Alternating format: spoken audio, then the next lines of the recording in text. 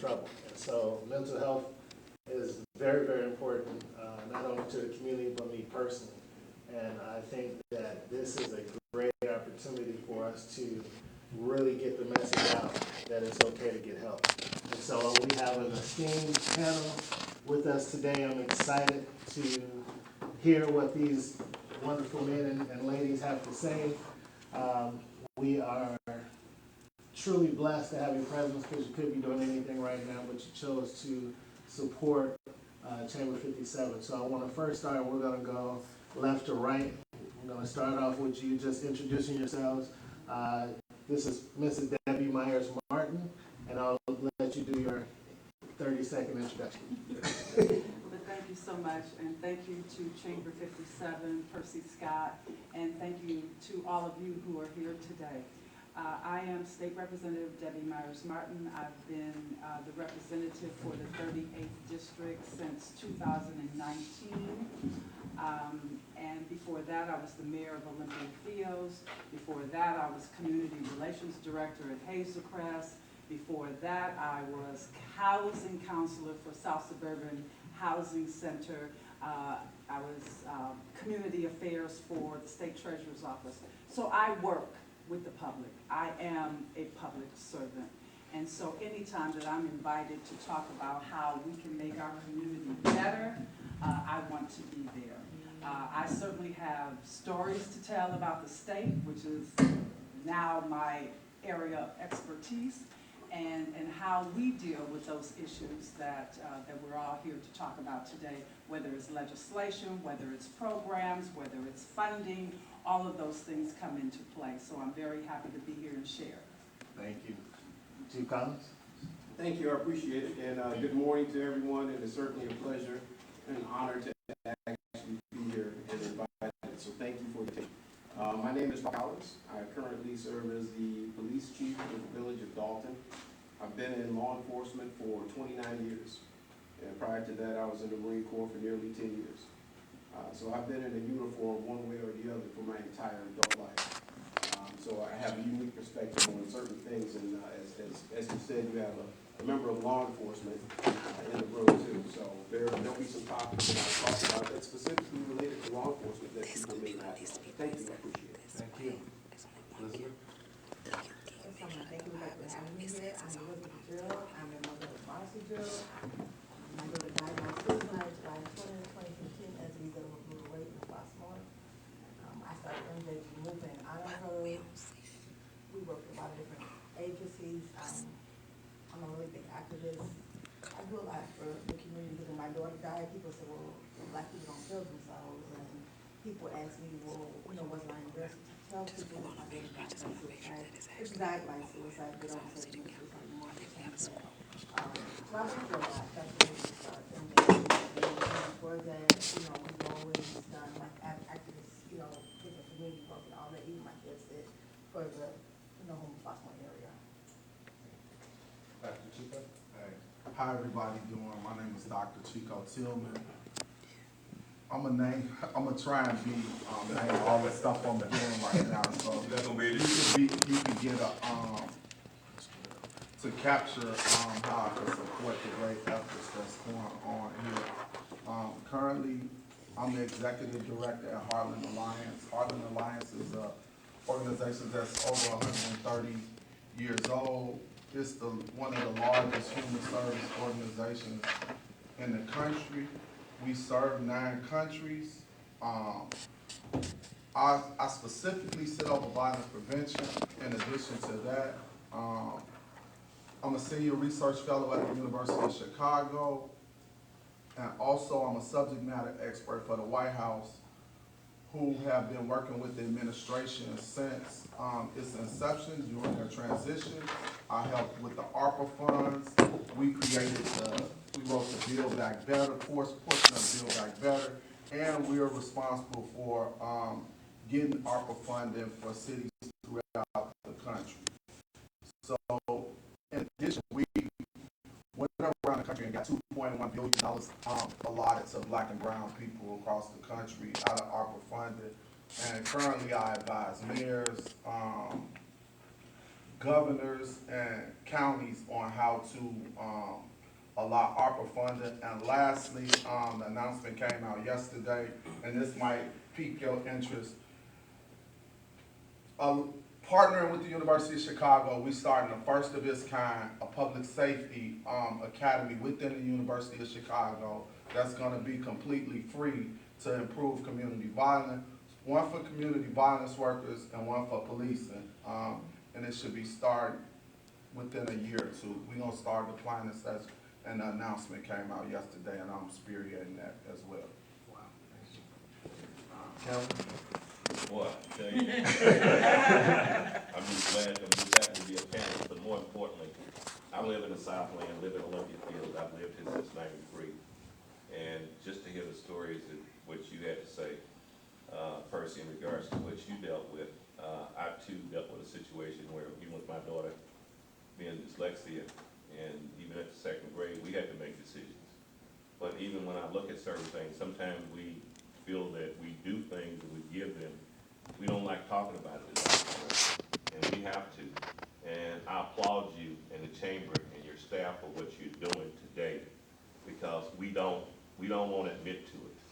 And I'm deeply honored, and you know, forgetting the title being supervisor, but I asked God, what do you want me to do? How can I do things? How can I make the awareness? And to hear, just like with you, I talked to President Pratt with regards to monies, doing things. I see what they're getting ready to do over in Tinley. We are in a major area here, Flossmoor, Olympia Fields, Country Club Hills, Richmond Park. We have to. And what you're doing today is one of the first. And what we're going to have to do is some other things I'm telling you. We're going to have to get the president out here. We're going to have to get the commissioners, get the senators. I know, and I applaud Debbie Myers-Martin for what she's been fighting for and being here because she can get others. But this is a serious issue, mental illness. And in the last 2 years with coronavirus, a lot of stuff. I've talked to a lot of families, and unfortunately, I've heard some of the stories about some people didn't make it and why they didn't make it. So again, you know, just being a panelist here today, I'm happy. Also, I serve on the board of directors for Franciscan Hospital. I'm familiar with our part and our division that we have where we actually have kids over diet. They don't talk about it, but where we can give help to. So, you know, I'm going to also, yes, I'm going to speak, but I'm also going to be a student to those who are experts on this and try to get others involved. So again, I thank you. That's why I got my staff out here. I want to say thank you, Pam, my HR director, my outreach person, and my executive assistant, who's here with me, Jessica Edmonds, who's also helped me do a lot of research in the last week or so, getting out to Donna, and we got to, I know what you do in the chamber, but this is huge. It's huge, because if we don't make the change now, 10 years it'd be very reflective that something that we didn't do. And I'll say this to you, I love Ukraine, and I'm sympathetic with it, but we got something here that's like a Ukraine when it comes to mental illness. So I thank you. Thank you, thank you. And, with Kirby, with Kirby Rehabilitation, I want you to just talk about who you are, but then I'm gonna start with the first question. The first question to you is, tell us about define mental health. So define what that means, because a lot of people don't even know what mental health means. They don't know what domestic abuse is. So if you can define some of the subject matters that we'll be talking about today, that would be great. Okay, great. So I am the CEO of Kirby Rehabilitation, and like you stated, our agency has been providing intervention for over 20 years, since 1998. And the organization started with support services because I was a single parent looking for support with 2 children. So that's how this agency was created. And over the years, we've created intervention, prevention for at-risk families. And our mission is preserving families. So we started out as a support group in Hyde Park. And I mentioned just yesterday how the local area networks, if anybody remembers the local area networks, the LANs, we were affiliated with Land 80. And that's kind of how Kirby Rehabilitation got started. The lands were DCFS funded sections in the city, in Cook County. And these particular community sections were where people could go. They knew where they could go for help in the community. To the lands. The lands has pots of money to help social service needs, counseling, tutoring. Even if a young mother had a home but no furniture, they would buy furniture. So it was just pots of money for whatever was needed. So this is, when that stopped, this is when you start seeing these crises happen. So these small things, of course, we know when there are mass shootings, people need to be supported, through the crisis services. But there are other small things to prevent it, or people can go to support services before these crises happen. This is what's missing, the support services, and this is what Kirby Rehabilitation has implemented into the communities, Roseland, Dalton, Madison. We are the agency. They don't have to worry about funding, paying anything. The services are free. They can come to Kirby Rehabilitation. They can walk in, and Chief Collins walks these clients in Dalton, and he's been a great support for our agency. Prior to our crisis program, which is our newer program, we provided parent education, which is key to mental illness. You have to have a foundation and a basis, a healthy, nurturing environment, and that produces a productive adult. There's always going to be a time when someone needs support. So in these small incidents in our life is where an agency like ours is, and you can come to our agency for any type of support that you need. I'm having a problem, I don't know what to do with my kid, maybe a African-American male, I can't find a job, I don't have education. Our programs were predominantly court-mandated clients, because, it's taboo for our community to go to counseling, and rightfully so, because if anyone shared to a social worker what they're going through in their homes, they risk getting their kids taken away and go to jail for some of the things that are going on. So we want to be the agency where these clients are safe. We want people to know that we are here and you are safe, and we will, if we don't have the service in-house, we refer the services, out, in the field. We have linked agreements with other services, any service that is needed. So this is what's missing. Like I said, when those lands and the mental health centers shut down, these are the results. And the government is making marijuana legal. So all of these things that harm us the most, alcohol, marijuana, this is how our people are coping. They're self-medicating. They're afraid to reach out for help. So I'm going to have a drink, or I'm going to take me a smoke, to calm themselves down, to try and get through. But that is not the answer. The answer is to get help and to resolve the problem. And that's what we're missing. So this is what Kirby Rehabilitation has designed and set up for any type of service. We have substance abuse services, in-house, outpatient services, we have DUI services, we have parent education services, anger management, and we also have a partner abuse intervention program. That's a perpetrator services. And as I was saying before, most of our programs are mandated, and most of our programs are perpetrator driven. Even our parent education program. These are programs to prevent violence and neglect. This is what Kirby Rehabilitation has set up. I want to piggyback off of what you said. That one of the biggest things I've noticed that happens in our community is that a lot of times you see somebody walking down the street talking to themselves and things of that nature, and the first thing that you think to do is to call the police.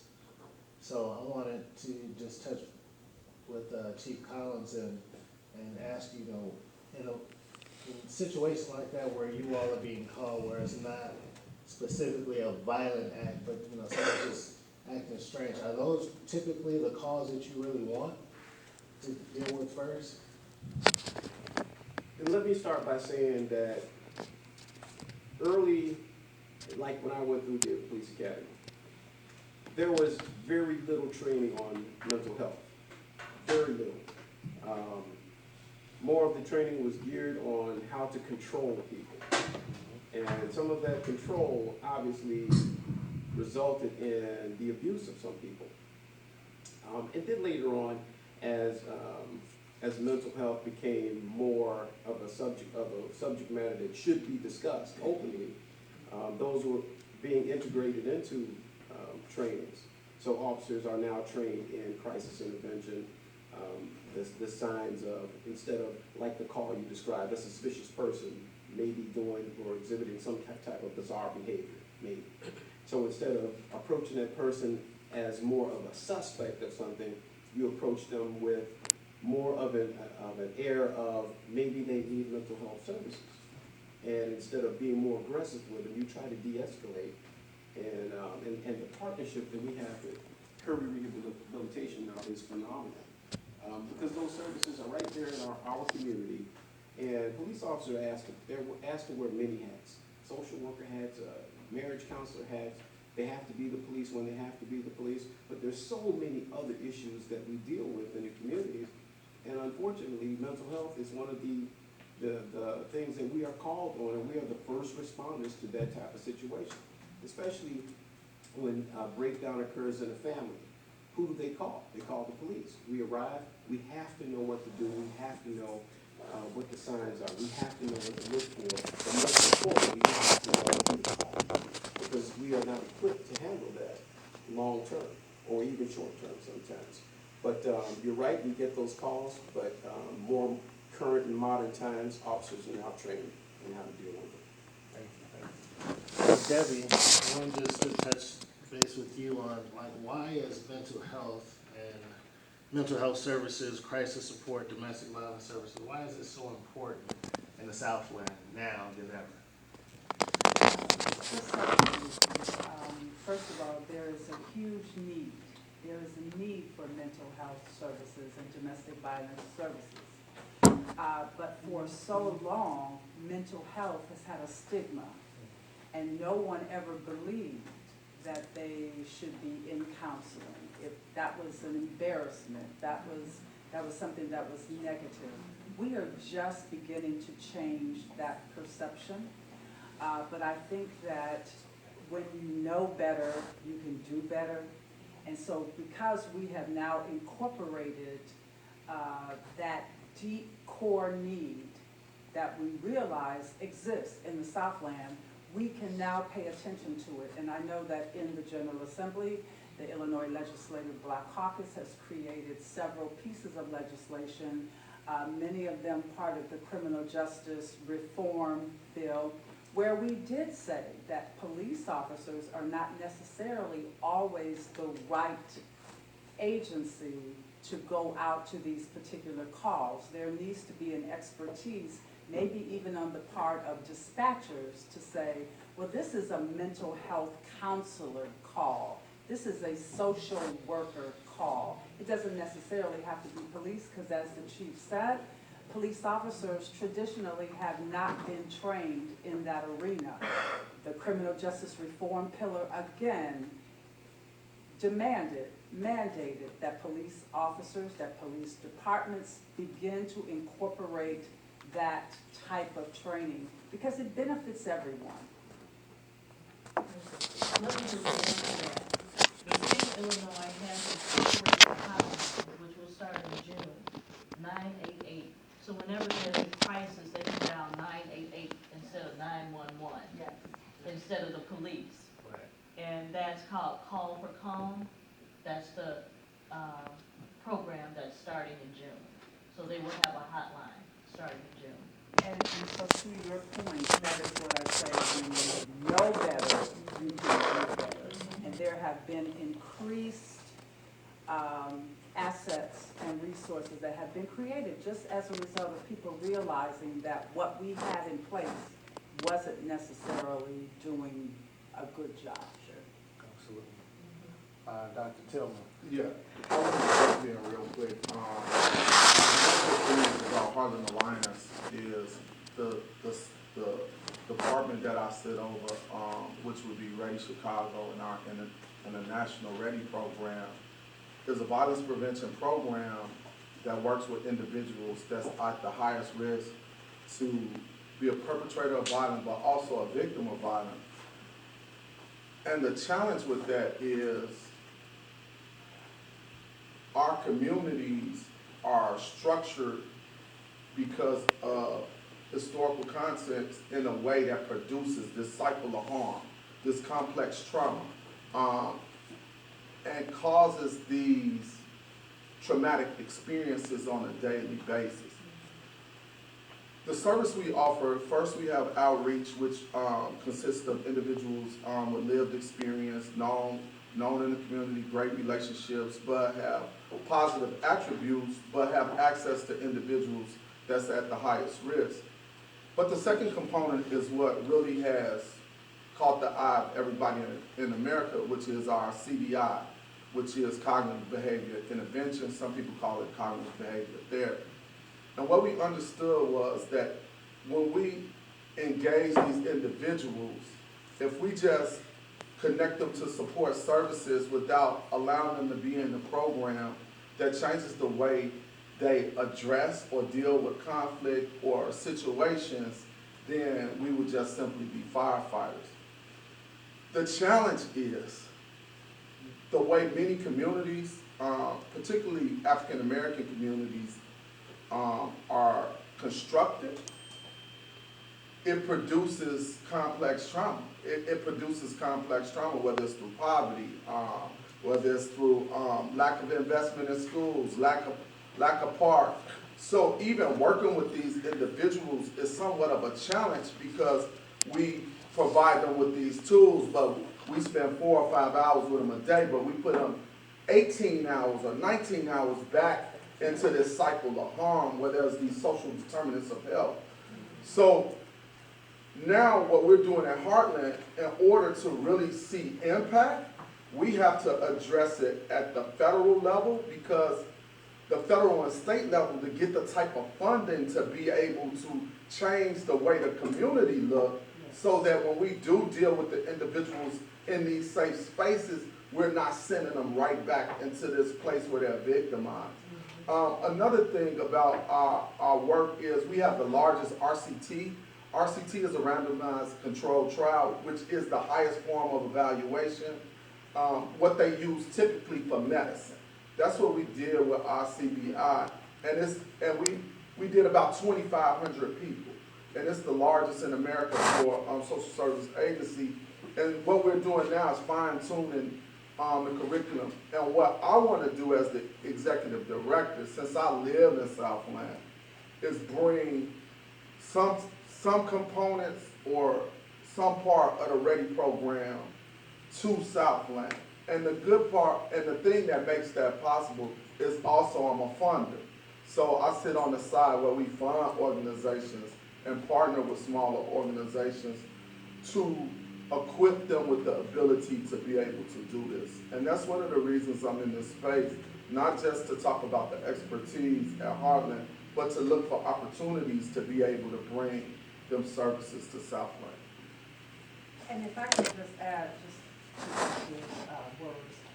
So now racism is being considered a public health crisis for that very reason, because it affects and permeates your entire lifestyle, from education to health to police. And so that, you put that on top of just the mental health stress that we're dealing with, and it becomes exactly what Dr. Chico described. Absolutely. And Elizabeth, I want to turn to you because you have, unfortunately, not a unique story, but you have a unique story in the fact that, as I say all the time, and again, my condolences, because no parent should ever have to bury their child. But you were living in Flossmoor, and when we talk about mental health and we talk about issues, a lot of times we think of bad communities or poor neighborhoods. And I myself was in a bubble thinking Flossmoor, oh, my kids can go do anything they want. And until I heard your story, you literally you bust my bubble. Because now I'm much more aware that this can happen anywhere. And so if you could briefly just tell your story about Marcy and things that happened. And I want to, say this, my daughter was not sure it's just when the minors are 18, they kind of keep it quiet. So my daughter's not the person, and, even with the schools, it's been, the schools have had teachers and stuff, but when it's minors, they don't really talk about it. And, a few things I want to say, seeing your child in a casket, man, don't joke. I don't sleep at night, like you guys do. I don't, even do lots like I used to. And the thing that's difficult with me than a lot of the other mothers, because I know all the mothers, I know Cynthia Branson, I know Siobhan, so we all talk and stuff among each other, but people don't realize we do, is that I reach out to all the mothers. It doesn't matter how you lose your child, because the pain is the same, our kids are not coming back. And if you don't go through that, you don't know. It's like your child, putting your child in the ground and wearing around your neck, it's a whole nother level of hurt and pain. So what happens is you have a lot of money. You have two choices. You either have to get out and do something, or you sit in the house and you just work your way. Look at Freddie Gray's mom. She's in a mental hospital. She's attempted suicide. She's just not there no more. So I had to get out and do something because of the community, my neighbors and stuff like, listen, we can't just do this. And fortunately, when we lived in Flossmoor, I had great neighbors. The police got the guy right away. I did an interview with New York Times a few months ago, and they said the only reason my daughter's story is considered high profile is because I live in Flossmoor, and that kind of bothered me. A lot of people don't even realize that there's a high profile versus low profile in our community. So let's say Trayvon, because if he gets media, he's high profile, but then somebody else whose son might be killed because he doesn't get the media, low profile. And a lot of times the activists like BLM and other ones, they kind of prey on that, and it causes friction between the mothers. And, when George Floyd happened and BLM asked all of us to come stand in solidarity, I seen mothers kind of crying and going against each other because high profile versus low profile. That's inhumane. You don't treat somebody a certain way because they're child, or because they're getting CNN or flying over their house or whatever, because they hurt just as much as anybody else do. And it bothers me to hear that my daughter's high profile because I live in Flossmoor. I just think that's crazy because they were saying so many other girls in Chicago that we don't even hear about. So what I do is I work with all the mothers, but I also work with the black doctors. I work closely with like sex crimes, the state police, because, there's a guy actually in Chicago, he's buying up abandoned buildings, turning these houses into houses for sex offenders. There's one in Inglewood, there's one in Roseland, he's getting some on the west side. And, there's nothing that can be done because the aldermen are not doing nothing and the mayor's not doing nothing. So unless they stop him, there's nothing that can be done. And he's putting these houses in the black and brown community. So he's doing that, our kids are. And, what happened with my daughter is, we've been living in Flossmoor, and the guy who did it wasn't even supposed to be in Flossmoor. He was supposed to register at a halfway house in Chicago, but because he was from the south suburbs, Chicago Heights, Glenwood area, he knew the different areas. So what he was doing was stalking kids, and when he caught my daughter by herself, he beat the crap out of her, and he sexually assaulted her, and it was so bad she couldn't even walk for days. So they gave her Tramadol for the pain and swelling of her uterus and ovaries. The Flossmoor police was getting the guy right away. The problem was I didn't get her help. The detectives referred me to Larvita. Larvita didn't have a bed, so they put her on the waiting list. They referred me to the YWCA. YWCA, she didn't like it there because it was older women. They referred me to the Laney Foundation. We got the Laney Foundation. She liked Dr. Sean Robinson, that was good. But when you have to go to Martin Courthouse and you're in the same room with this guy, and he's just turning around looking and laughing and winking and stuff, what can you do? She's 14, so she didn't want to go anymore, so we asked for a plea deal. They gave him 10 years, and they said they'd get life parole. And the guy, the state attorney was like, don't even worry about it because they know he's not going to register because he never did. Well, why let him back out if you know he's not going to register? That's something else. And when, he was speaking, he just told my daughter if she wasn't so beautiful, he wouldn't have been attracted to her. So she has nobody to blame but herself because she cannot help herself. So she took the bottle of Tramadol the hospital gave her, because it was just too much. You know, last thing she said was, "Mommy, I love you." She came downstairs and said, "I love you, Mom," gave me a hug.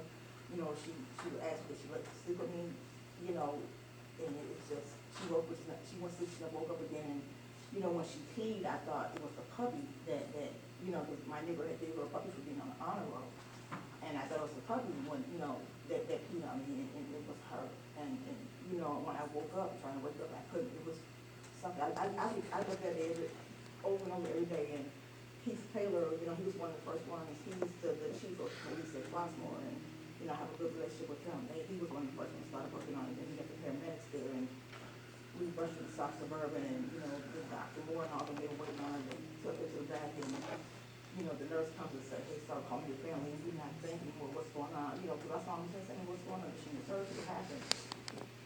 Both of them, this was like 5, 6 o'clock in the morning, I gave them my sister's number, they called them, some of them, like, I asked them what's going on, they said, "Well, the nurse was like, well, let me go get the doctor and see what they want to say." And they take me to this little room, and it's 3 people, and, you know, it's the doctor, the nurse, and then the third person informs me that he's a chaplain, and it still don't dawn on you that there's a chaplain, and they tell you your child is expired, and something else you can do it, like Twilight on you. You can't comprehend this, and when I tell you there's nothing, you know, there's nothing you can do to bring this child back, it's so totally different, and, you know, when you have to go out and you have to tell people that she died by suicide, or, you know, people start saying, well, black people don't kill themselves, and, you know, I'm sure they were saying that it's shame, and, you know, because the stigmas and taboos, and you're like, no, this is not, you know, and if you never bury your child, you just don't know, you never know that pain, never know, and I don't think God will, whoever you are, you will never understand. Thank you for sharing your story. I'm sure you will all agree, none of us will never understand what you've gone through.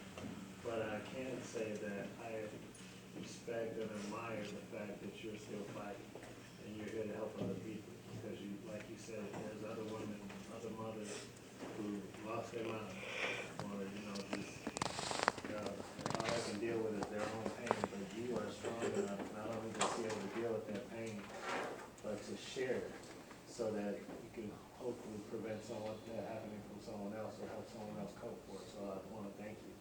And I promise you that your story will be heard by millions. So we have some work to do. Yes.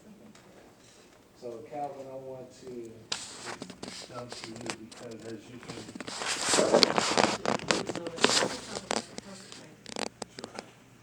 This is who we counsel, the perpetrators, people who harm.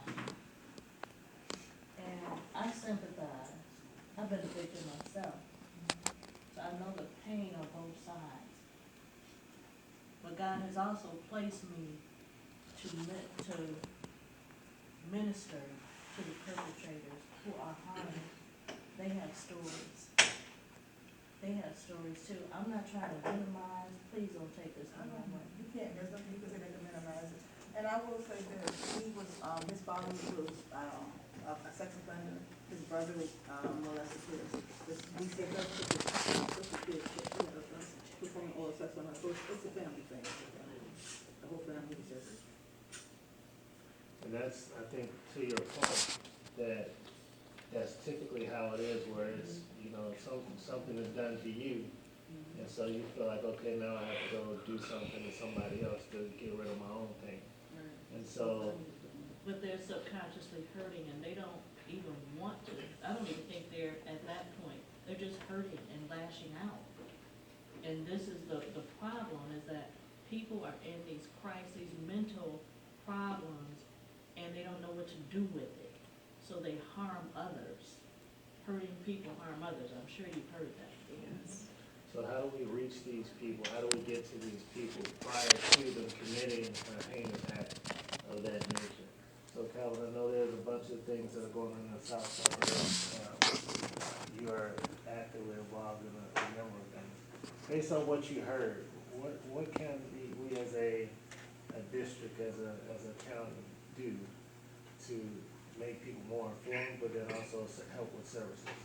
Well, in terms of town, now places, there were certain programs that they had, and what we're trying we have an outreach coordinator. And even when I have my staff is to listen, and as I hear the stories and not just things that have taken place, we can't be in a situation where we consider it as a line item. It's not us. It doesn't bother us, so I'm not gonna be focused on it. But when we're in a community, one thing I take, being in the township, we're in a unique position. We represent 10 municipalities. And the thing that I like that I can assemble and bring people together, along with Representative Debbie Myers-Martin, the senators, and there are a litany of other people. And one thing about it, even from the president of the county board, that's why I say, once we leave here, we have to discuss this more. Because as I hear your story, and it's not just a story, you know, we're here, just like I listened the other day about someone who was a fugitive, and they had come out here. And there are a lot of other little things that are taking place in our backyard. If we don't get out here and do certain things, and even as I listen to him, where he can help us financially, we gotta talk about it. You know, we get out and get in an area, and we don't discuss it. We're ashamed. Right now, there are a lot of people who are that victory out the South. There are people that appreciate the fact that we're out in the forefront discussing this. So what I'm gonna do is I talk to him, and he's looking at trying to get, you know, whatever they can do with the township. We have to be more cognizant and involved with this. Because if we don't, a lot of stuff is gonna be swept up under the rug. And different little things are gonna happen. We're gonna read the South Town, we're gonna see the social media. But it's like, what difference can we make? And again, when I looked at this and being a part, I thank you for being a part of this. And I'm one of those, I like to participate, but I wanna make sure that when I come forward, unlike a lot of other, I should say politicians, I don't consider myself a politician, but you know what you should be in and what you shouldn't. Right. But how can we really make a difference? And as we leave here and to have the panel that we have, we can make somewhat of a difference. That's why we need 227, 159. I mean, I know they handle things from 9 to 3, but once school's over with, that's it. They gone, good riddance, but it can't be this way. As I even just got through looking at the top 50 schools in the state of Illinois, and I know once upon a time we had HF, but I look at stuff like that from a statistical standpoint to see, okay, what are we doing? We've dropped off. We gotta do some things different, and it affects our communities. So if we don't get on this, and I can tell you this, President Franklin, and even with the governor, even with the speaker and others, I understand they talk about things and they allocate money elsewhere, but here is where the real mecca is, the Southland. And people, you know, as they look, and they look at, matter of fact, the growth of the Southland recently, the highest growth in Cook County was in this area. It was in this area. And when you get the growth, you're gonna get other things. You're gonna get people that you don't know about, people who don't register in Section 2. So we have got to get others involved. You know, we need the clergy involved. We have got to drum this thing up. So again, applaud you, and I can go on. But what I want to do is get out of here and see what we can do within the township part. Yes, we've started a youth program, but also we have to look at issues like this, because even to have the youth program, you got some others who need some help, and I deal with it. So again, thank you, and I look forward to partnership with you guys. Whatever we can do in the township to get the exposure, the awareness, and to set up some type of program.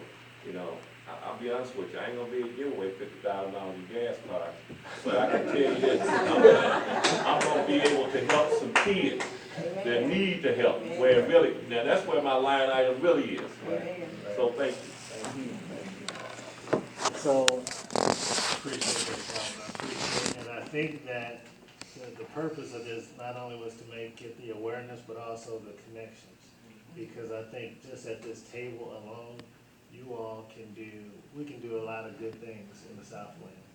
I think we have the know-how, the resources, and the want to get those things done. And so again, I appreciate you all taking this time to hear from each other, because as anybody knows, I'm not just talking, we're gonna do after this. So we're gonna the purpose of this is figure out what the issue is, where's the solution, and then how do we get it done. And so those are the next steps. So Dr. Tillman, I want you to kind of talk about you know, in the Southland, during the pandemic, kids were out of school 2 years. You know, the mental breakdown, the lack of social skills has just done a tremendous downturn over the last 2 years.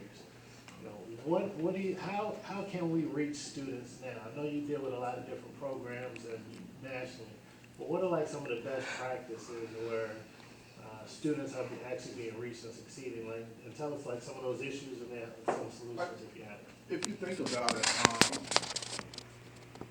let's journey back prior to even COVID. In the African American community, we had challenges, you know, with school and everything. And I believe, even according to statistics and data, what COVID did was exacerbate and complicate the situation even further. But also it did something real important that's in our favor. It highlighted our lack of access to resources, because when they looked at the people who weren't getting tested, weren't getting the shots, it was us at the highest rate. But it wasn't because we didn't want to, it was because of lack of access. So when you look at the school system and you see the same problem, it's magnified. It's magnified exponentially in comparison to our white counterparts. So the thing we have to do is what we've done all along in this country, is we have to take a culturally competent, cultural sensitive pathway to connecting with these individuals and bringing them back in this process. And I was talking, my son goes to school in Chicago. And I had some personal issues at first because the teacher he goes to Skinner. That's one of the best schools in the state. And the teacher was like, why he acting like this? Why he doing this? And you know, and he was like, we gonna have to meet with the principal. So first, I sent him a nice email through my University of Chicago, from my University of Chicago email. Just to let you know. And then I told him, I said, to level set, I'm a social scientist, and I deal with behavior modification. And you're looking at a child that has been isolated and hasn't had the opportunity to be around no peers. First, I gave him the family structure. I said he has a brother, but his brother is 7 years older than him, so he's had no peers to be around in 2 years. So you shouldn't be frustrated by redirecting. You got to have patience. You got to think how traumatic it was for kids to just be in the house all day and not have access to parks to be able to play. Because at one point we couldn't really go outside. They said only go outside if it's absolutely necessary. And even when we was going outside, we were going to our destination and returning. And then having to go from one particular lifestyle to wearing a mask, to practicing safety habits, to learn, to being conditioned to live a particular way.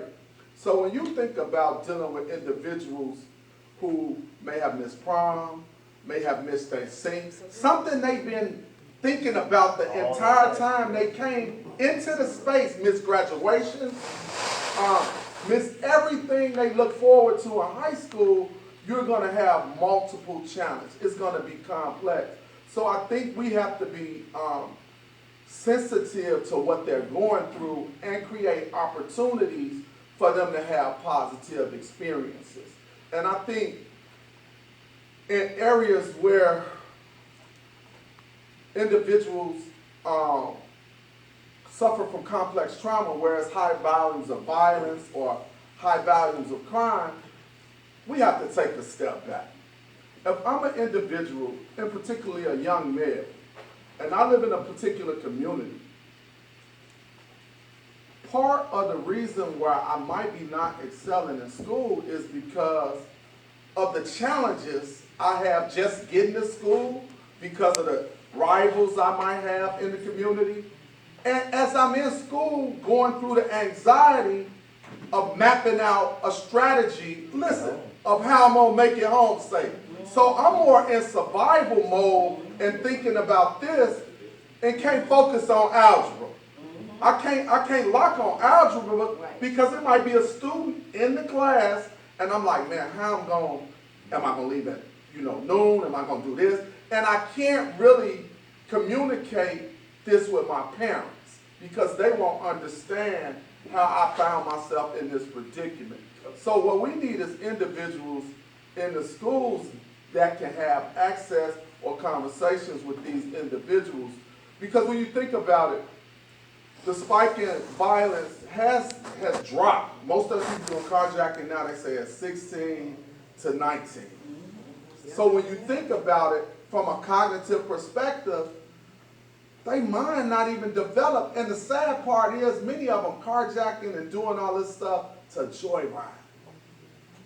Or to have some experience. Really, when you think about joyride, it's just an opportunity to have a positive experience to release some of this dopamine. So what we got to do is say, have some sessions, whether they circles or what, and find out what else can we do to bring some positive things into their life where they can release some of these things as opposed to just bringing these structured programs where they have to be in. And I think we got to use innovation, but also I think we got to ask. I think that one of the last challenge is a lot of times we design what we gonna give them without their input, and it might be something they don't even like. I think we gotta see. The best way for me to attract you is to give you what you want. If I give you what you want, you coming. You know how they say, build it and they'll come. If you got video games or whatever they like, and you say, hey, yeah, we're gonna incentivize it by something you like, I think we could bring them back and change the whole ecosystem of the way we look at learning. Great point. I'm gonna go to Debbie Myers-Martin, and I'm gonna go to you, Sam. Okay. I think the doctor and I need to talk because everything that he says has come up in the General Assembly, especially in the Black Caucus.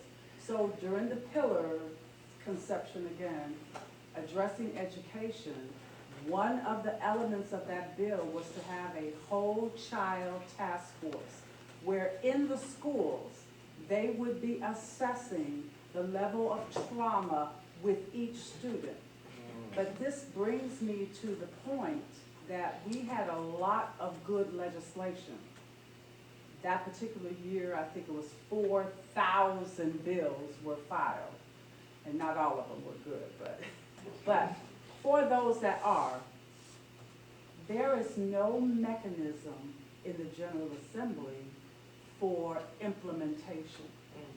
There's no reporting mechanism to say, well, we created this law, we created this program, how's it working? And then you will find schools that are not even doing it. And that is what I think is so important that I'm trying to accomplish is let me talk to who we can put in charge, whether, and I don't want to even say an agency, but who we can put in charge as oversight, because that's not going on. It really is not going on. So you create this great bill and this great program and you're thinking that it's going to help the children. You're talking to the colleges and they're all telling you that they're creating these mental health programs on their campuses, but you have no idea the level of implementation. And so that is one of the things I think on the state level and even local government and county and even township oversight, because we need to know what's being done in an effort to implement these programs. Glad you said that, because I was at a FBI communication engagement on Tuesday. Speaking to a young lady about kind of what we do, and she was working with mental health. And she was telling me that her organization, and there's a police organization in the northwest suburbs, they get like $3-4 million for services for mental health.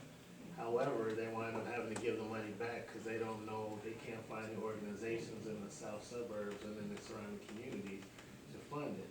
and obviously she didn't look like me. So like, there's a reason why you don't know it. Like, have you ever been there? Like, no.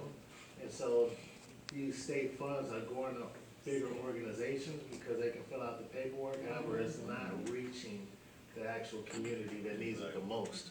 And so how can we, as organizations, educate other smaller organizations who are actually doing the work to be able to get those funds? Because there are dollars out there, as you said, but there's no accountability, and these bigger companies are just getting these millions and millions of dollars, and they're paying their salaries, but the work isn't being done. And so how can we hold our elected officials accountable, but also how can we help our smaller businesses and organizations like the Kirby Rehabilitation to get funding that they need to provide the services that our community needs? And so, Lee, I want you to kind of talk about how do you all go out? Because to me, it's interesting. I'm calling 911, I see something wrong. I would be afraid to call, and this is my pushback. If somebody's walking down the street looking crazy, I'm afraid to call Kirby Rehabilitation, because if I'm afraid of this guy, what is a social worker gonna do to combat it? So I wanted you to kind of share kind of your processes and how that works, so that, you know, people can feel more comfortable calling 988 as opposed to 911. Well, before we do that, first, I just wanted to point out, Dr. Chico and the state rep, we always talk about kids. And the kids and the kids. But what about for the adults, the parents that these kids are living with? Because no matter what you do to these kids, they're still living in this hostile environment. So how can we address the mental health support services for the adults and these parents? So that's another topic of discussion, but I just wanted to point that out. I have nothing against the kids, but you'll see on some of my brochures, you can't help the kids without helping the parents. We actually work with adults. We go from 15 to however, but, so we don't, our, focus is not on, children, because we know that the perpetrators of violence, the median age is 27, so it'll be, counterproductive to work with you. I find it funny, to your point, I do the communications for District 227, and, you know, there's been a lot of fights, a lot of different schools. And so it's funny how the parents who make the loudest noise, when you check their social media, it's like, okay, well, I see why your kid is acting. You out here, you 60 years old, and you twerking, like, you on your social, you cussing people out, so I see where your kid get it from. And so, to your point, I definitely agree. Like, it's hard to reach a kid, it's hard to reach a child without actually having some hands on the parent as well. Because what you're gonna do with your parents, most people follow their parents' footsteps unless they see another alternative. But if that's all they see, that's what they're gonna do. And so we definitely have to be cognizant of reaching the whole family and not just the individual. And so, yeah. Okay, so basically, social workers are trained to know how to handle complaints. With the crisis program, they get additional training of safety for themselves, how to handle and de-escalate certain situations. It has a lot to do with experience as well, because you got social workers that are just coming out of school who have no experience, who really don't know how to handle clients. But in our hiring, we generally want social workers who have experience with working with clients, especially in our at-risk, area, the domestic violence, substance abuse.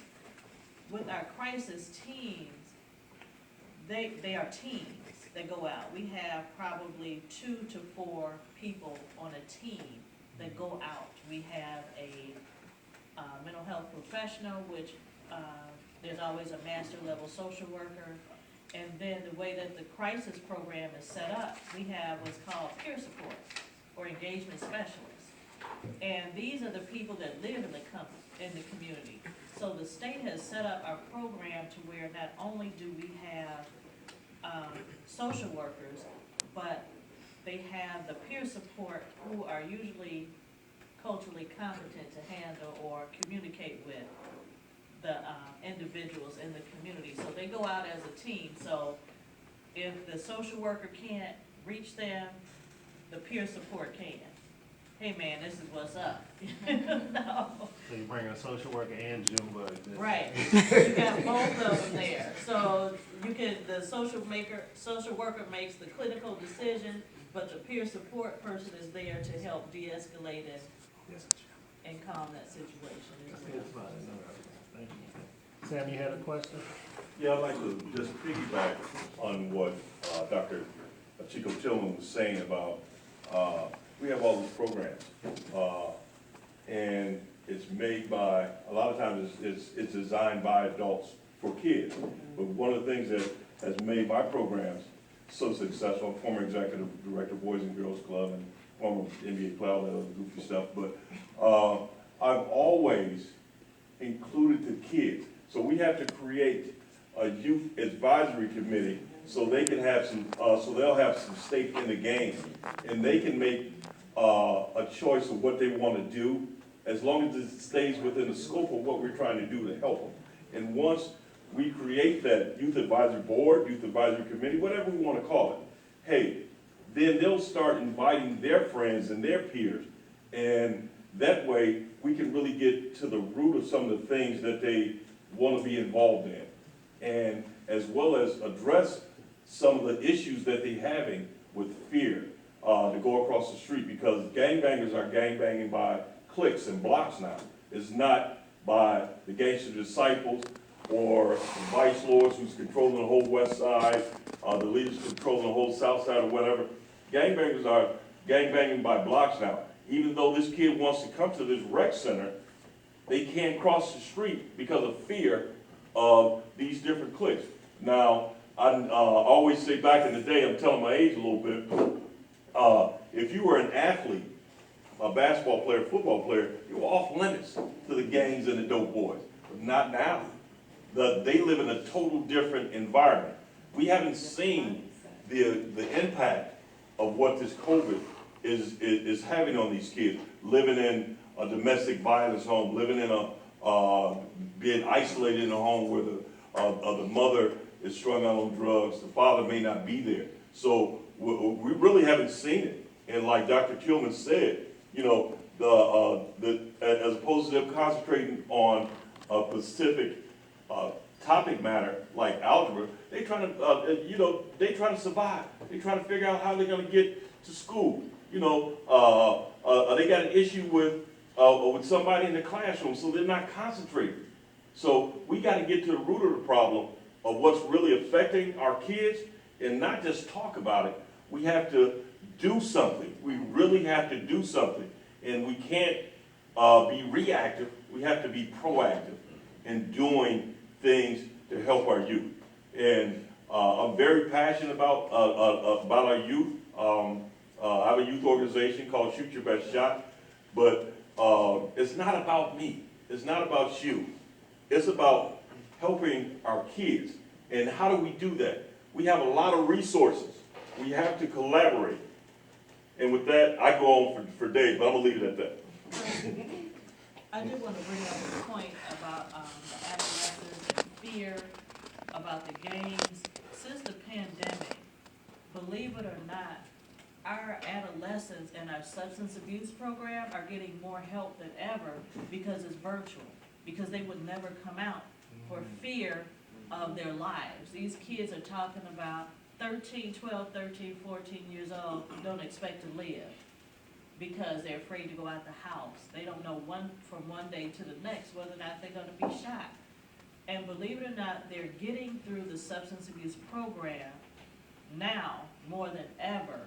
And we have to thank Stephanie on our staff for being able to reach the adolescents, but they're able to complete the program and comply to their tasks. You know, they're coming from tasks, so there's, collaterals, being able to be in compliance and complete the program. So I never thought about that. So what you're saying is these kids are actually more participatory because we're using Virtual. virtual, social media and things of that nature to actually reach them. So that's a good point.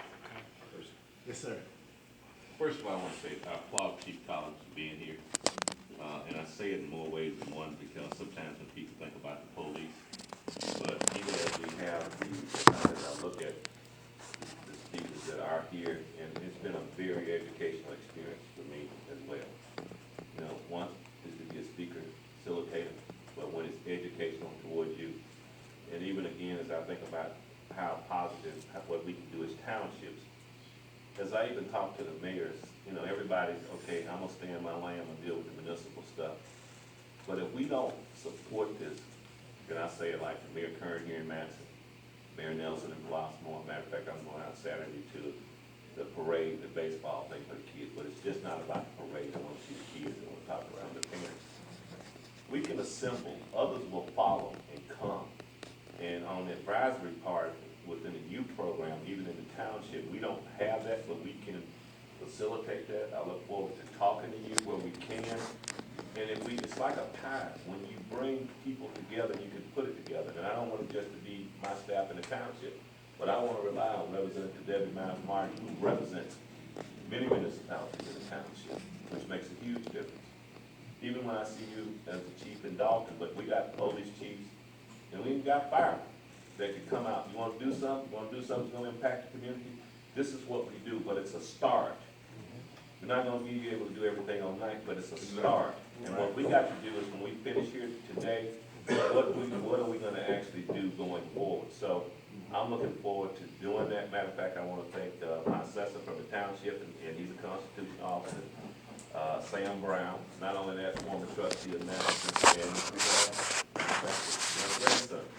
But to say this, I know he was going to be an assessor. He would be a part of helping because this is what we do within the township, and that's why I'm happy. As I told him, it wasn't just about me, but I want the staff to be here to see, take notes. What can we do to really impact this thing? I mean, we discuss it, and a lot of times, as I tell people, great to have a funeral. Did you help them live while they was living? We got to be in a situation where when we leave here, it wasn't just an event. I did this today and move forward. Right. We have really got to, you know. And matter of fact, we later on we could have had Pastor Singleton here. But to say that this is serious, so you know, going forward, we got to do something, and you know, within the next 30 days, assemble, and not only that, right now, I tell you this, this ain't about politics, but if you want to see people say, I'm gonna do this or do that, we know they're gonna be out, right, Debbie? So we got to hold some people and have some real commitment. Even the same as you talk about the Black Caucus, we can do this. We can do this. You say you're serious, you want my support, you want my vote, what the heck you gonna do in my community? And that's what we got to do. So you can hold me to that, just like you and I talked about something else. We gotta do it, but we gotta do this. It ain't about Calvin supervisors, it's about these young people with mental illness. We got to put together an advisory committee. We gotta bring people forward where we have something. And you'd be surprised at the number of parents. We go to the schools, we talk to the superintendents, we talk to the principals. What can you do? Because there's nothing out here, there's no information for it. So hold me to it. And one thing I noticed, I spoke on a panel of, it was the Indian doctors. I was literally, when I first got, it was in Maryville, Indiana. And when I got there, I was literally the only one of us that was there. Everybody else was white, you know. And but what I can say about the differences between them, the place was beyond packed. The families, the mothers, the fathers, they had kids in the campus from toddlers on up. Families support each other. They brought their pets. I mean, for mental health. I'd never seen nothing like that, but they were bringing their pets, they were bringing their kids. The whole place was coming. The doctors were coming.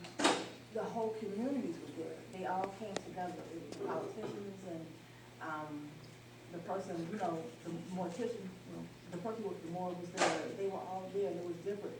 When we did stuff like this, it had to be packed. I mean, families were going to and stuff like that. When I see that's first time I've seen something like that, where everybody was there, and it was just, you know, because I was going to leave it, but I don't know. Because I was the only one that was there, but you know, I ended up saying it was very impactful, but I've never seen nothing like that. Never. Out of all the panels I've done, I've never seen, you know, us come together like I've seen them. The doctors, I've just never seen. It's time. And to Calvin's point, there's direction behind, you know, the talk. And so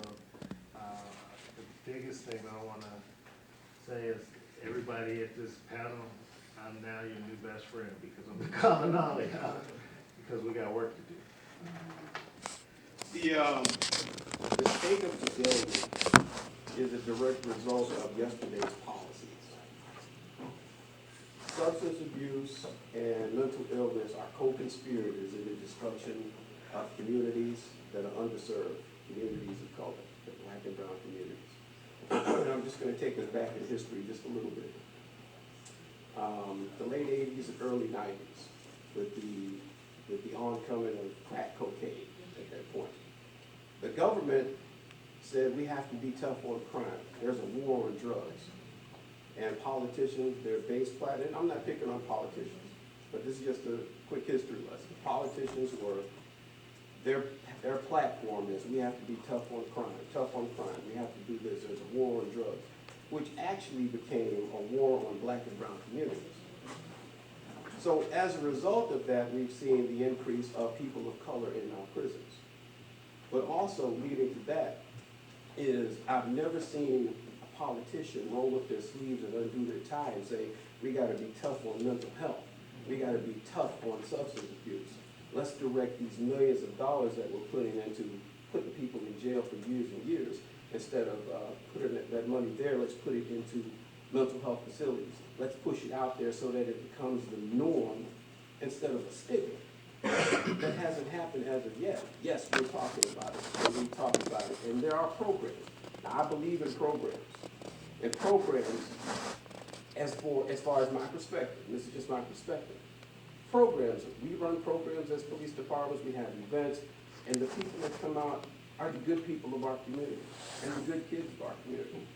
But if we can develop a program that'll reach the lost, then we can solve the world's problems right there. Because I know who the lost are in our community. And when I run a program or have a program, those are not the ones that are coming to the program. Pookie Dog and Ray Ray are not coming to that program. Okay. There are hardcore criminals, our hardcore gangbangers. They're out there doing the dirt in the community. That's the 20% doing the 80% of the dirt that's out there. And if my government tells me that I have to lock someone up for breaking into your garage, stealing your lawnmower because of their drug addiction, what happens after I lock them up? Now my criminal justice system says I have a mandate to put you in jail for X amount of days. And when that person has come back out into the community, what happens next? Now we still have that cycle going on. So I applaud everyone for bringing these issues to the table. I applaud everyone for shedding the light on these issues. But also, more than just sitting around and talking about it, we have to take action as a community. And I don't mean just action as we have to lock people up and do this and do that to them. Let's do things for people. We have to do it. That's a good point, because a lot of times we, preach to the choir. Everybody, it's like we gotta fix this, but it's not them, it's us, because we're all in the same community, and we're all looked upon, whether you like it or not. We're all looked upon based upon the worst of us. In any community, the worst the community, if that 20% is doing it, that's how that community is perceived, regardless of how many good people are there. As you all know, people tell bad news 6 times, good news once. And so we have to be able, to your point, to reach those people. Now, the good question is, the biggest question is, how do we do that? How do we do that efficiently? And then how do we create the prevention? Because I think a lot of times we're talking about, the reactionary. They broke into my house, they robbed me. But how do we get them before they get to that point? How do we reach them? And that's what Leah was saying, the perpetrators. Yep. We gotta address the perpetrators. So not only the victims, but also he broke into his house because he ain't got nothing else to do. That's what his friends are doing. So how do we reach that person? Do we just put him away, or do we create something that can better serve him and put his attention somewhere else? Because if we're all honest, we all did something when we was younger, right? We all did, threw a rock at a car, so we did something. That's what I was gonna say, everybody's guilty of something. Everybody guilty if they honest, but we were just blessed we didn't get caught. Right. But had we gotten caught, we will be in that system, and that's when people really get changed, when you get into that system. Now, Lee, I think you and I were talking about this. When you're pulled away from your family, a lot of times the system is set up for, well, that's not a good family, so we're gonna take the kids and put them in a foster home or something like that. Correct me if I'm wrong, but it's just, the research shows that that's not good. They don't do better in that foster No, they don't. home than they would have had they stayed where they were and got help for the whole family, so. Correct. Good comment. Before we close, I don't know, maybe I might be overstepping my boundaries, but we have a young lady. You're in your new capacity now, right? Yeah. She's from Congressman Kelly's office, and I think, the room needs to know this, and we appreciate what the congressman and what she's doing, because she's a go-getter. I'll let her do the rest. Mike, how you doing?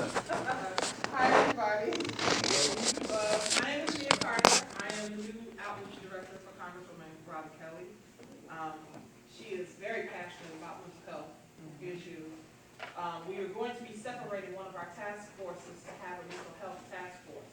It was combined with the Black Women and Girls Task Force, but we're going to separate it and make it its own task force because it's so extremely important out here. There's lack of services, there's lack of treatment opportunities, there's a lot of things, there's a lot of appropriations and funding that's coming from the congressional district for agencies to be able to apply. And what's funny is during this last course, not one not-for-profit applied for that funding. So we have to have a better way of making sure that you know that this funding is available, and that you can apply for it, and all of those things so that we can all work on this together. Because just retiring from the police department, from Matheson Police for 26 years, I was in community policing, where I worked with kids. We have a grant right now, a violence prevention grant, that covers after-school mentoring, tutoring, and counseling. And it was very important to me to add the licensed clinical social worker to the after-school program. That was the best thing ever, that we can use that funding to hire clinicians Yeah. to interact with kids at an after-school program. That just in case something issue comes up, we can do assessments within 24 hours of us getting that case. And for those of you who are professionals, a clinical assessment can take 3 to 4 months to get an appointment to get the assessment. Yeah. So to be able to have that on hand is key. So you're gonna see some work coming out of Congresswoman's office about working with schools to get them more funding for more social workers and counselors, to work with the community. Infrastructure is important, roads and streets and all that, but what you guys are doing, mental health, that's the key to the success of this community. If we don't figure out how to get there early, like you just said, we will miss we have lost a whole generation of kids because we have not done nothing. And when I say we, I mean the adults that are responsible for funding and decision and programming. We did not do a good job. COVID impacted that. But now we got to stop blaming it on COVID, and we have to figure out a way to get the resources to the people that need it the most.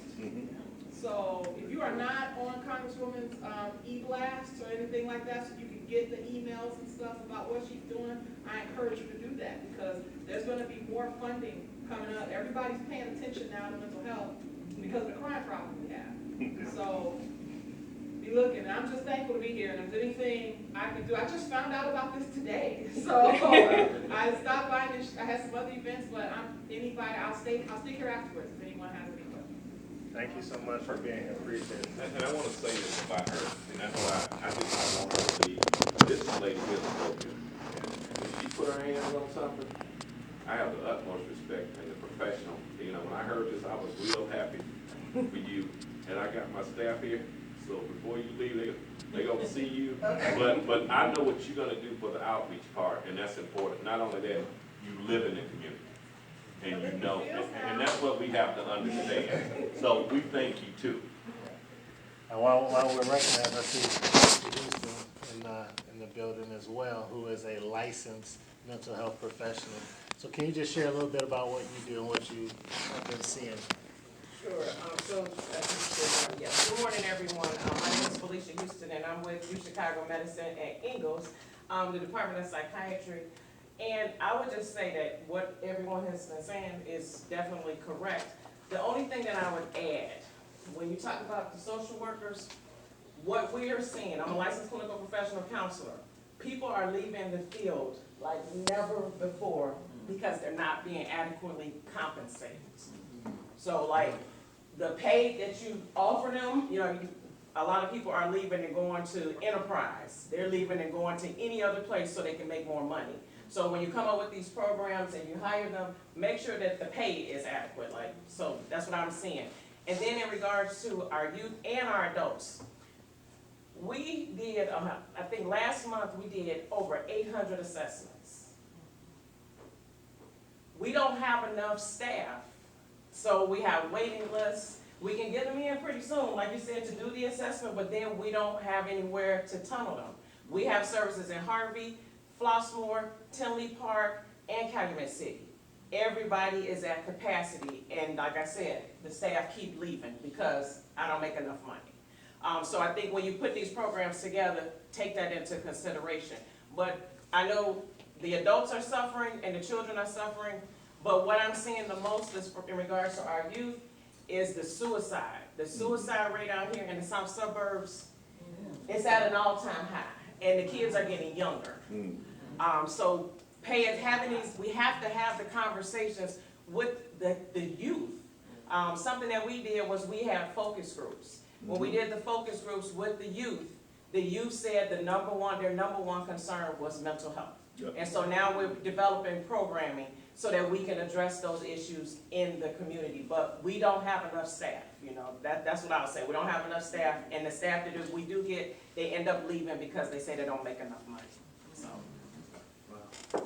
So how do we attract professionals that is going to help our community? How do we keep them in that position? And then how do we create the opportunity for the students to become aware? Because as you all heard, there for different organizations, I think that one of the biggest problems in the south suburbs is communication.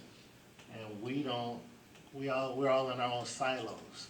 And so we want to help, but we don't know how to help. We don't get the information until the day of. And so we're going to do a better job of that. So that means we just have to spend more money. And I'm not in marketing. Like, we have to market and promote our events. We have to market and promote our programs. We have to spend money on advertising so that people are aware, because otherwise, like you said, we're just getting good people. And that's never going to be effective. And so if we kind of work together, we would have more funding to advertise and promote these programs and services and job opportunities, because it sounds like they're available. And working with mental health is a lot. And so if you paying me $5 to deal with Pookie and Ray Ray all day long, that's only so long I'm gonna do that. All right, so they gotta be, I agree, they definitely should be highly compensated because it's draining. It's not only for them, but for you, for the people that's doing it. So I want to talk about that because, and then Chico, maybe you could help us federally. Social workers started out with just women helping. It was free. The rich women would come out and help the moms, in the community. So that's how that idea got started, and that's why we're the lowest paying profession. They were supposed to allow us, I'm not speaking the right terminology, to get rid of our loans, because we were the lowest paying profession there is, and we got these loans just like the same amount as everybody else, but the lowest paying jobs. They were supposed to alleviate those loans, and I think back in 2010 or something like that, they never did. But it was a standard for the lower paying positions for social workers, and that's how that kind of came around. But just like the teachers, they need to be paid more, than the average, because our children are our precious jewels. These are our leaders. This is who are going to lead us, and as well as, I drew a blank on you guys, but okay. When you think about this the challenge, and this is one of the things I had an interesting conversation last Monday at the White House, right? So they was talking about the black community, and my gripe is why when we talking about the black community, do we all of a sudden get cheap? I was like, that's some, you know, but I said it a little more eloquently, and how we can send 800 million to Ukraine, but black and brown people dying every day at an alarming rate, even more so than Ukraine. That's what we don't know. Like, if you do a ratio, we still dying more in America than they dying in Ukraine. We're dying more in Chicago than they're dying in Ukraine, but it's not highlighted in that way. In Chicago, the Chicago metropolitan area, about 20 people shot every day. Every day, 10 to 20 people shot every day. So when you think about that, in Chicago alone, we had 4,000 shootings last year and 800 homicides. Just in the city of Chicago, when you think about the metropolitan area, we have well over 1,000. More than New York and California combined, and both of them bigger than us. So, in terms of, the challenge is this, right? The social work field started working through this industry of social service. But social services originally was for what? Poor people. So you think they service poor people. If you think about not just the mental health capacity, but social services at large, it was working with underdeveloped or impoverished or communities that lacked something. So it's never been a high-paying position. Another problem is a lot of the social workers either get bachelor's level, which pays nothing, or master's level without being licensed. The only way you really gonna see some money in social work, because I hire social workers, is you're a licensed social worker. What happens in our community is we go to a school but can't pass the test. I'm saying to be licensed as a social worker, because now you have the ability to not only assess and diagnose individuals, but also you can prescribe medication. So really, if you look at me, I'm an employer, right? And I hire these social workers. I can't pay you if I gotta hire somebody else to prescribe the medication or do the diagnosis. All you can tell me is what you think it is because you're not licensed. So one thing we gotta do is push that. Another thing is the only way, and one of my relatives was going for social work, and I told him, the only way you're gonna get paid if you get into administration. You're not, so it's not, I want y'all to understand, it's not a Chicago problem, it's not a Southland problem, it's an industry problem. They just, the only ones get paid is the ones that get licensed social worker, or the way they look at it is, and this is my argument to the administration, to the state, to the city, social work is like the daughter of psychology. So the psychologist is considered the expert in the field of the way the mind operates. So that's really like undergirding these mental health problems. We need psychologists in these spaces and psychiatrists. For one, just getting social workers is like getting the children or the one that's under it, but that's why it don't make as much, because they're not licensed, and typically it goes up to the master's level. If you get a PhD or you get a doctorate in social work, it's typically to teach, and it doesn't, and to do research around social work. So really the next level would be bringing in a psychologist or a psychiatrist in the space. So that's the way the mental health spectrum looks, and that's why social workers don't get paid as much as they should. Now the problem is what we've seen is the volume of mental health has rose so much that there's a large demand for people with this clinical skill. So we have to we have to advocate and pay the people more. And that's what I'm trying to do, is think about strategies to pay individuals that work into this space a little bit more. And the funding, Chico, for the small agencies like ours, we can't even afford a psychologist. let me say this too about funding. I was going to allude to it now, right? So I wasn't even going to take this job. I'm going to be honest, at Hartman, because I was just doing research at the University of Chicago. I was good working with the White House, but I took the job to help black folks. The problem with funding is organizations lack infrastructure to write the proper grants. They've done no evaluation. So when you're writing for a grant, you asking for $1 million and it's 4 of y'all or 7 of y'all. So they thinking like, how can you perform the services? Then they want some historical context about what have you done to say that you can do this. So what I advise people to do is get a fiscal agent or a fiduciary and run the money through them. But until you build an infrastructure and capacity to stand alone. And plus, they will be responsible for the back office reporting, and it'll save you from going to jail. Because what happened is if they give you $1 million and you busy doing the work and don't do the reporting, aren't capturing the metrics, then you might get it for you might get it for the whole 10 years, the whole 5 years.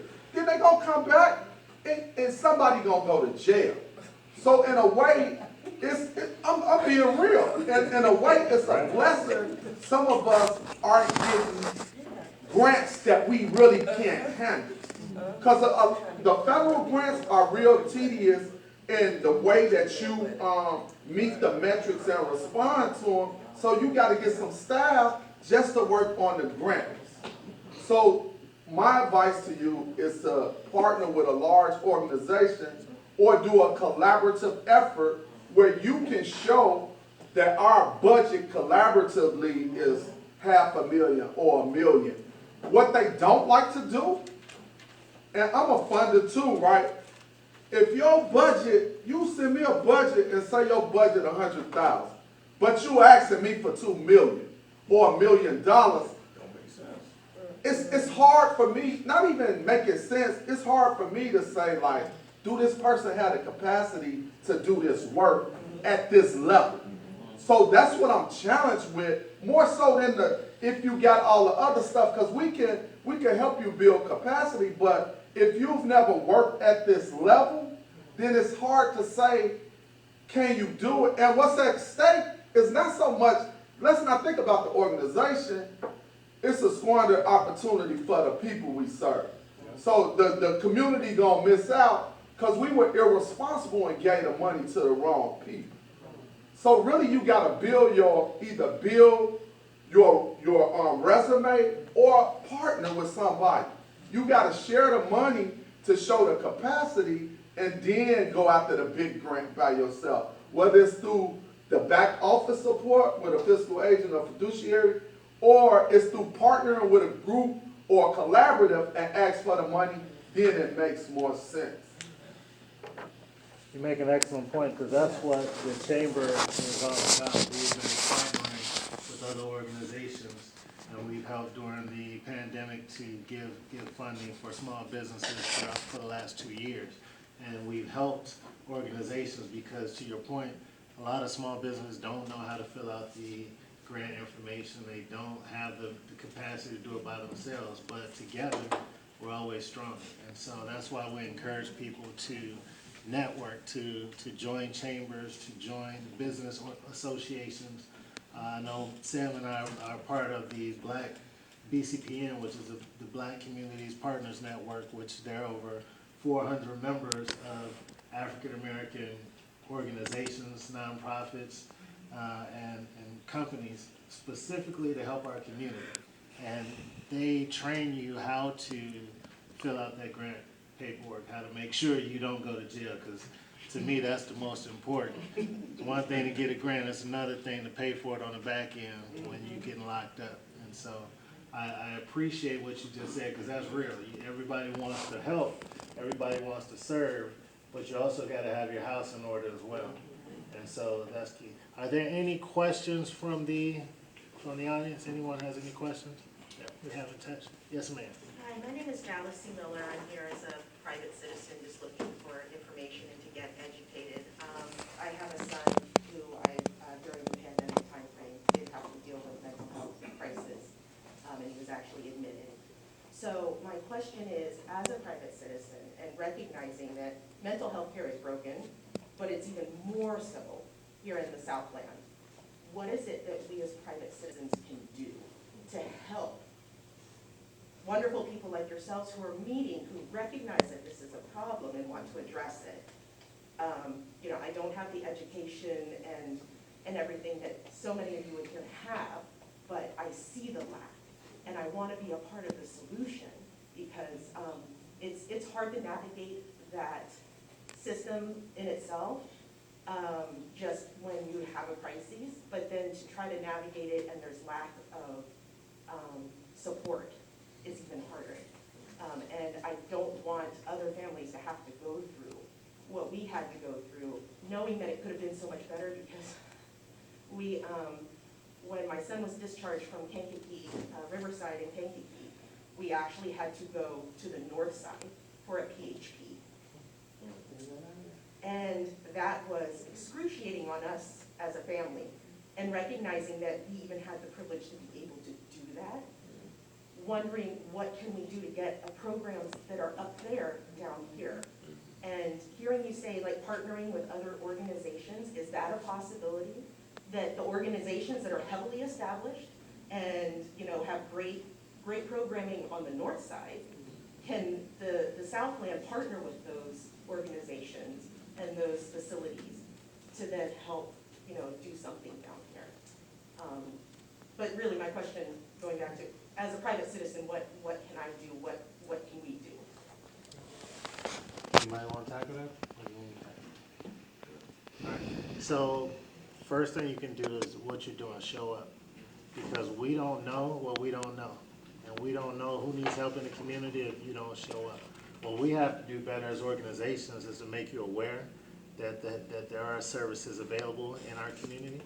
And so I'm committing all of us to working to make sure that happens. Second thing is spread the word, because as you're learning and hearing things today, there's 30 other people outside of this room that need it but didn't hear it.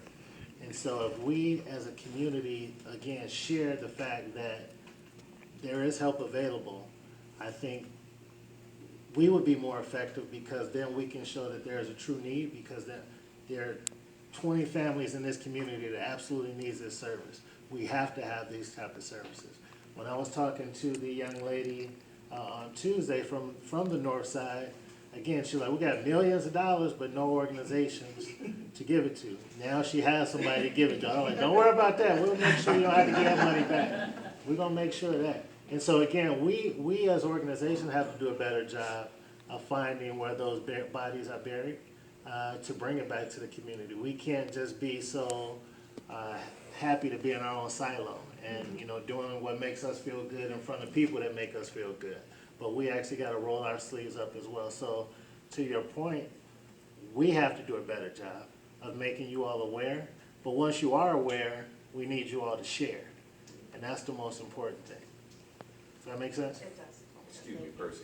I did mention resources, and I think the key thing, this is why I say when we conclude with this, we got to jump on this right away. Yes, sir. Even as we talked to my staff, talked to Donna Miller in regards to advocating for mental health facility in the Southland, she's been out front with that, and she's had support from the representatives and the senators. We have got to, and what we need to do when we come back, and Debbie can really help us on it, Representative Mike can help us on bringing people together. Because what you just said, you're the key captain. Yeah. You and yourself. Because when they hear the story, and I've been there, and in my background, I worked with President Stover years ago, before he became president of the county board. But as we listen to communities, we talk about health care and what we needed, this is when they take the notes. This is when they jot it down and say it's needed. National Alliance of Mental Illness, they talk about Chicago support system. But we need a support system here. Mental health crisis intervention, the same thing. Sarah Toma, who's there in Massive. I mean, this issue here, and it's just like they talk about the airport in the Southland. We need this. And if we don't do something after, we have these But what do we do when it's over? What do we really do? Feel good, Band-Aid effect? Right. We have got to do something and follow up fast, Yeah. and especially while they have some funding. Mhm. And the good thing about it, yeah, I mean, the thing about this, us up here, one thing, and I don't like to say it, you know this, I can call anybody in the state, and they gonna call me back. Now, I don't advertise as much, but I will tell them, this is what we really need to do, and we have to. You know, the county itself right now, President Pratt-Winkle, we need her. Commissioner Miller, we need her. Even with Commissioner Deborah Sims, because they're still there. We need them. So I think what we need to convene is before Friday, let's sit down and talk some more and see what we need to get out, because we can make a difference in this. Yes. So I hope it's been clear that this is not just a one and done. We will collaborate after, and you signed the sheet? Because your support is gonna be needed. Because again, this is not, we're not just doing this to talk about it, but we're doing it to state what the problem is, what the solution is, how can we work together to fix it as a whole. Because to me, it's not about the chamber, it's about the community. And so you're you being a part of that community, you're at the forefront because you actually went through it.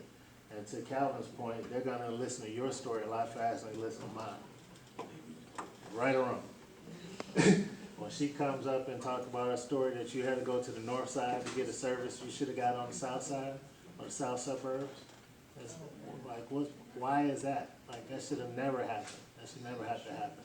So whatever services that you need, they should be right here in the Southland. And if they're not, we're gonna do what we can to fix that. So, last statements from everybody. So, once again, I wanna thank you all for coming. Does anybody else have any last questions? Statement? All right.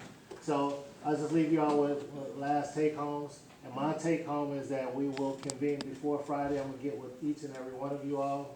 We'll set up a group Zoom, use social media, because I know everybody's busy.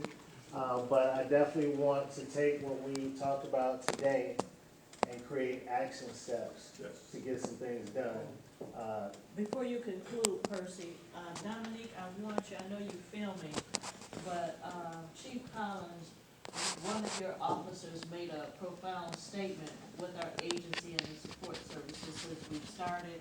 Dominique, can you just kind of let them know what Officer Rodish commented about? So it was Officer Rodish. He's a really good friend of ours since we got to Dalton. And just like you guys always do, you know, he bring a lot of the clients dealing with crises, even domestic violence and substance abuse. But we had realized that, you know, some of the calls had gotten a little slow. We wasn't seeing the clients, the same number of clients as we were in the beginning. So I just reached out to him earlier this week just to ask, you know, hey, is everything okay? And, you know, how's it going? And he was saying, you know, it had been kind of slow for you guys. But he said the good thing for us was, in a lot of situations when you guys go out to some of the domestic calls or the substance abuse calls, you end up at those families' homes 2 or 3 times over and over again. He said he can say since the Comfort Zone and Kirby Rehabilitation have been seeing these clients, the clients that you guys have sent us, you haven't had to go back to any of their homes, not one time.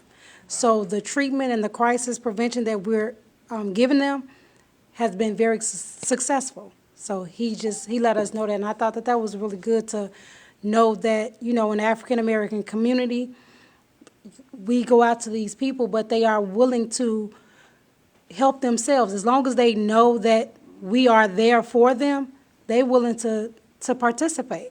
And it's making a difference in that community. It's working. That's good stuff. People don't care about what you know until they first know that you care. And I think that what you all are doing in the community is tremendous, and that's why I want to make sure that you all are, you know, being put on a platform where people know that your services are available. So again, thank you. So I'm going to start with Debbie. Any last statements? Thank you again for inviting me.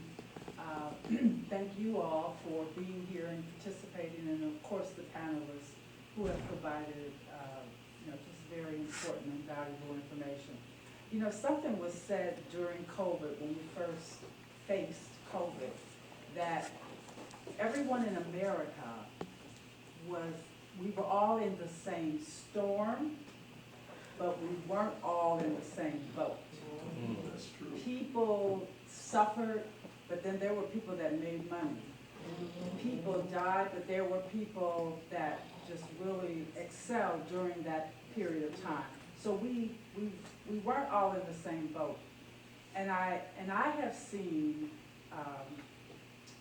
seems to me, an increase in the wealth gap. Not just between blacks and whites, but within our community, which causes sometimes resistance. Sometimes it causes an inability to work together. So I think that events like this are important. Education is important because there are many people who are unaware of these desperate times that our communities are in. And so we have to educate them. We need people to come forward. If you know how to reach the lost, I may not know. So I need you to tell me. We need to have those conversations and that dialogue. That's the only way we're going to be able to move forward, is that we all are on the same page. We may have different strategies, which are well worth exploring, but we need to be on the same page because we need to communicate. We need to know what you're thinking. We need to know what, Committeeman Jordan is thinking. We need to know that so that we can have a unified fight, a unified strategy. And I think that is just so important. So I'm so happy to be part of this group. I want you to reach out to me because, as I said, there's plenty of legislation being created. I take it from everyone who has a suggestion on how we should move forward in the state of Illinois. So I welcome those conversations as well, because you can file through me, you can file a legislation if you have a strategy that you think is going to work. And so that's very important for people to know, because not everyone does. Definitely, and I value Debbie has always supported the chamber. She's also supported what we did, and she is a voice in her chamber. When she goes in there, she is speaking on our behalf. And I appreciate you. I appreciate your transparency. I appreciate your willingness to come, because you don't have to. A lot of other politicians don't, but you do, and I don't take that lightly. So I appreciate you. Chief Collins? Thank you again. I really appreciate being a part of this, and I hope that you will include me in future discussions and action taken. Because I represent a police agency, I think I'm obligated also to mention a subject that we didn't even touch on. Obviously, we are very concerned about the mental health of the community that we serve, but I also get the unfortunate perspective of having to be concerned about the mental health of the police officers too. So I see the effects of something called cumulative stress, having to deal with sometimes the worst of people on a daily basis. Having been in the military, I got out right after the first Gulf War. So at some point, war's in. But when these police officers go out in these communities and they see the murders and they have to see the bodies and they deal with the domestics and they deal with just the worst of people, that sometimes on a daily basis it takes a toll on their mental health. And sometimes officers get stressed out. There's a high rate of suicide within the law enforcement community. There's a high rate of divorce, a high rate of alcoholism, a high rate of even substance abuse within the law enforcement community. But those are areas that are typically kept in the dark. And I can count on my hand, without even using all of my fingers, the number of agencies or services available in just the state of Illinois that police officers can turn to talk about this. Because we know the effects of PTSD. We learned that following the Vietnam War. The military has done a great job at recognizing this now and dealing with that at this point. The law enforcement community is so far behind that it is not dealt with as well as it is with the military. So officers that go out there and they have the symptoms of PTSD and the stress and the irritability, it's not good to have that type of officer on the street. We do our best to try to recognize this and recommend them for services, or even sometimes order them to go to services. But I just wanted to make sure that the community also knows that the officers go under these type of things and these stress also. They're people too. Yeah. So, Thank you, sir. Appreciate your service. Elizabeth? Thank you for having me. I'm looking forward to working with each and every one of you and my team. About, people, it's nice. I like being here. I always tell people to just always be mindful of what you say, what you do, be kind. And even with the youth, social media is really big on a lot of the suicides and stuff. They are being bullied and, just going through things we don't know about. And, even when I hear, the kids when they're talking about HF and stuff, every time something goes wrong, the first thing they say is they want to die or they want to go home and hang themselves. It's a lot that you don't hear that I hear. And I have a lot of parents that call me, so let's just all learn to show compassion and be kind and raise our kids to show compassion and love too. Thank you. Thank you for sharing. Dr. Tillman? First of all, thank everybody that took the time to come out. I really didn't understand in its totality, I'm gonna be real, about the seriousness of this meeting, or I would have, brought my staff, and that's one thing I'm gonna do next time. I got a huge staff, but I can bring people who specialize in specific areas to bring context and expertise to help inform situations. But I do have an affinity and love for my people, and I want to do everything I can to help, and that's the main thing. And I want to utilize the space I'm in and leverage the assets in some way to help each and every one of you. I really can't say I made me come here. You told me to move that stuff around in my schedule. What I got going on. He a good friend. But you know what? He a good friend, and I see his consistency in the work that Kirby doing, so I couldn't say no. We're gonna go to a playoffs game. Yeah, so I actually was supposed to be somewhere else in a different city, but I said I'm gonna put that on pause to deal with what's going here. So, but what I will say, share my contact information. Let's figure out how I can help in whatever way I can, whether it be through human capital, leveraging people that work with me to get you funded. Also, through employment.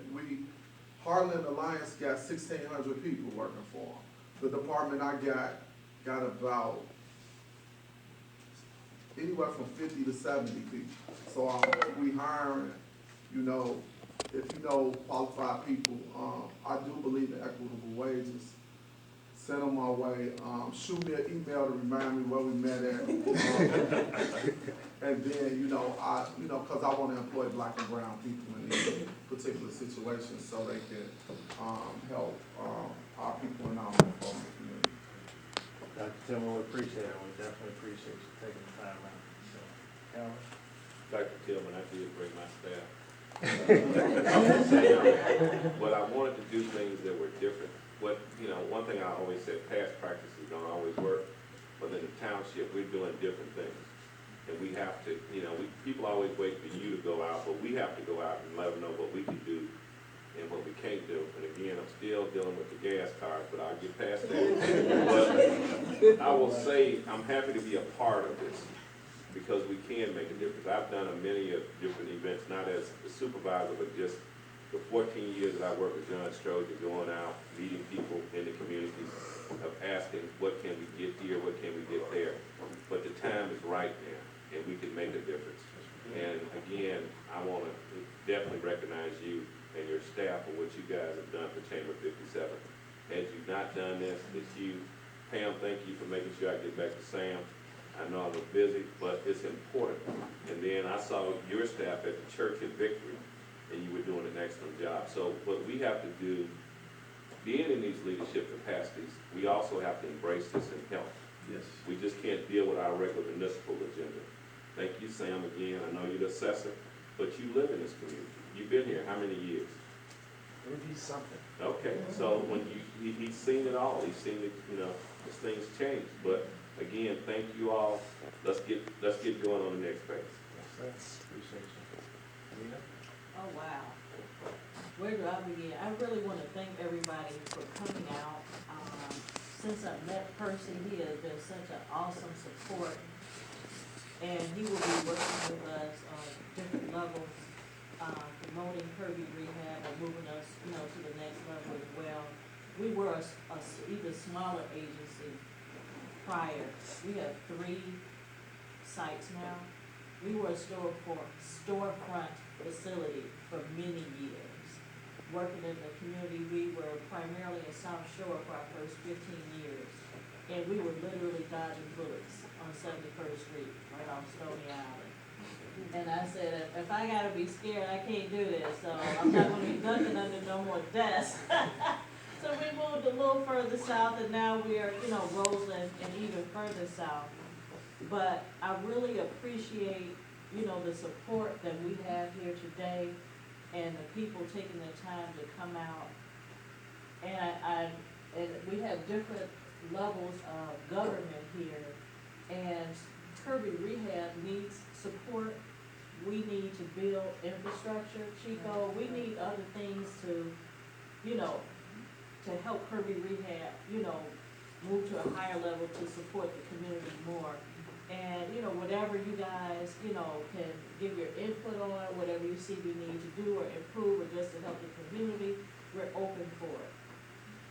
And we have regular meetings, once a month, Chief Collins at our Dalton office, every 3rd Wednesday. Yes. Dominique, is it every 3rd Wednesday? We will allow it to be live streamed as well, but we do have a community meeting where we meet with the police department, the fire department, the ambulance department, and other organizations, where we come together and discuss, what happened this month, what is needed, what support is needed, what can we do next. We're already doing that, and that's what has built our relationship with Chief Collins and his police department. So, once again, thank you guys for coming out and supporting this cause, and hope we can all build together and build more infrastructure and services moving forward. Thank you so much, Leanne. So again, I just want to thank our panel for coming out. Again, we appreciate your time, your insights, your expertise, your stories. I thank the audience for coming out. I would be remiss if I wouldn't thank everybody thanking their staff, but we want to thank our board, Nancy and Tiana. They are tremendous to have the event here. Because, a lot of times they could say no. Anytime there's a politician in the room, is it political? But they've always supported the chamber and always supported our events. So with that being said, we have all of your information. Hopefully everyone signed in. We will let you all know about our next events. As a panel, we're going to go back and try to figure out how we can create some immediate change. And it sounds like a lot of people in the room will be working on that with us. So I'm looking forward to the opportunity. I'm looking forward to the task. And it's a big task, because if it was easy, it would be done already. So we got some real work to do. And but it all starts with us, and I'm glad that people at this table and people in this room are up for that task. So with that being said, I want to be mindful of time. I want to thank you. Have a great rest of your day, and we'll see you later. Thank you.